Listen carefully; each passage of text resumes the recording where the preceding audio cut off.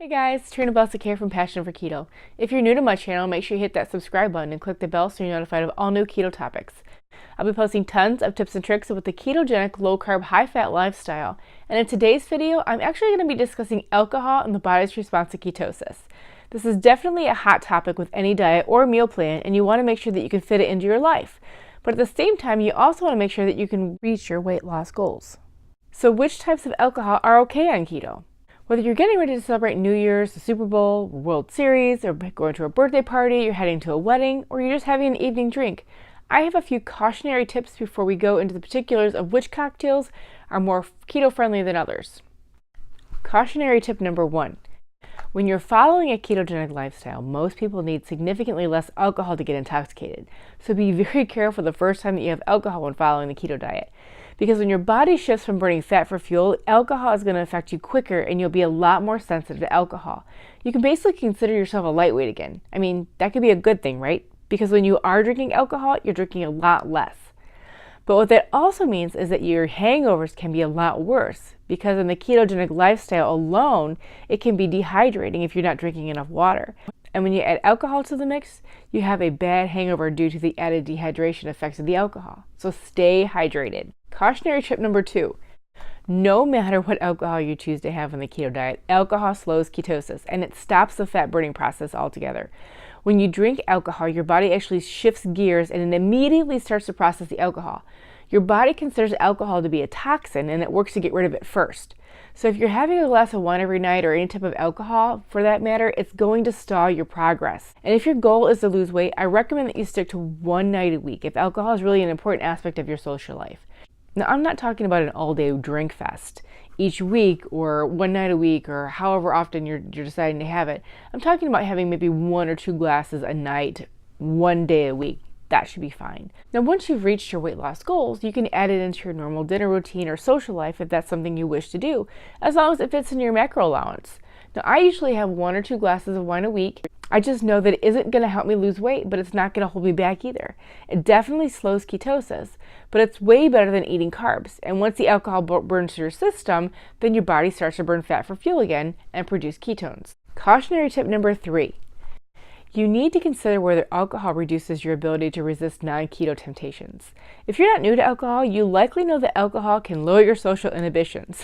And by having a few drinks, it might also lessen your resistance to that mythical sirens call out those French fries or deep fried pickles. You're more likely to overeat unhealthy non-keto foods since your inhibitions are lowered. This actually may cause you to feel like you're a bottomless pit. You're eating and eating and eating tons of carbs. So if you know that having a few drinks can give you the munchies, you might want to opt for something else and avoid temptation and cravings altogether. Now that we got the precautions out of the way, let's take a look at the real question. What can I drink? So what are the best and worst alcohol drinks to have on the keto diet? First, let me state the obvious. Alcohol is not a weight loss aid. The more alcohol you drink, the more weight loss may actually slow down. As I mentioned before, your body burns alcohol first before it burns anything else. First, let's talk about beer. Beer is actually a problem on keto, and there's a reason why people talk about beer bellies. There's a ton of rapidly digestible carbs in beer. I've actually heard beer being referred to as liquid bread.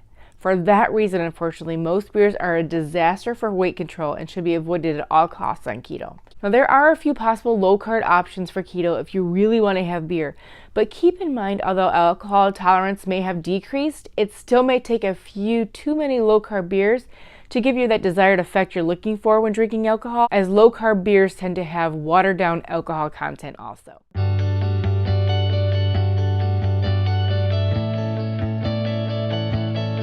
Next, let's talk about wine.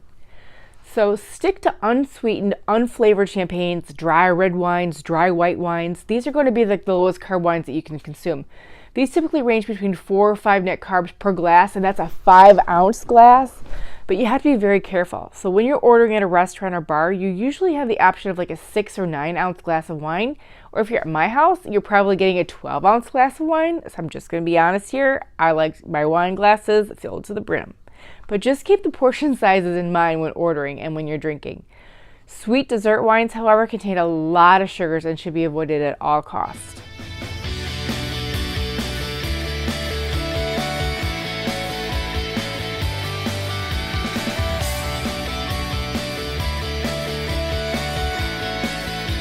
Now last, we have spirits, and these are the most keto-friendly of all drinks.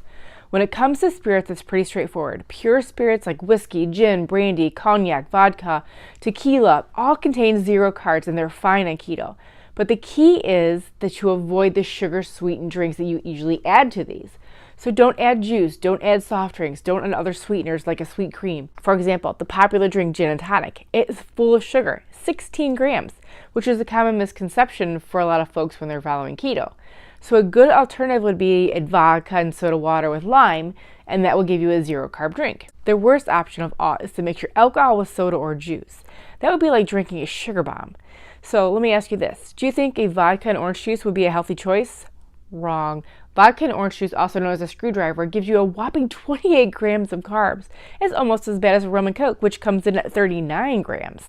Alternatively, you could probably use a diet tonic or a diet soda with artificial sweeteners for a 0 carb drink like a gin and tonic, diet gin and tonic, or a diet rum and coke. Here are some other chasers and mixtures that you could safely use in your spirits.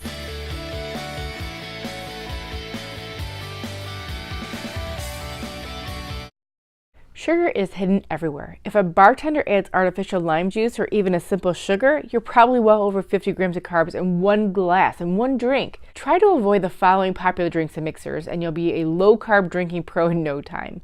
But be your own advocate and ask questions before ordering a drink.